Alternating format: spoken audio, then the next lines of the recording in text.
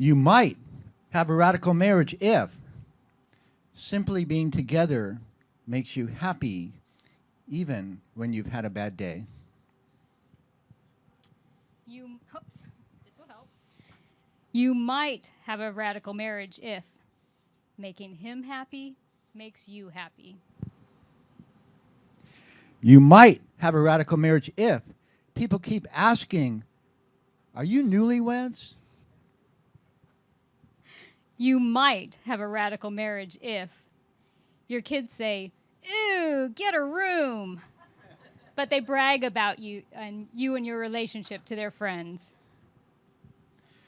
You might have a radical marriage if you adore her quirks, even the ones that drive you crazy in anyone else.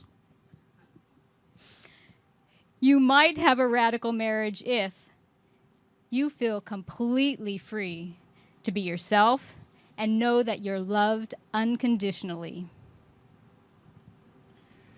You might have a radical marriage if you feel safe enough to share your deepest, darkest sexual fantasy that you've never told anyone ever, and she says, "Let's try it." You might have a radical marriage if you feel absolutely safe and secure in his commitment, love, and devotion to you. You might have a radical marriage if, no matter where you go, your wife is always the sexiest woman in the room. And you might have a radical marriage if you feel like the sexiest woman in the room, because no matter where you go, he only has eyes for you. You might have a radical marriage if, after all these years, you still can't resist watching her butt as she walks away.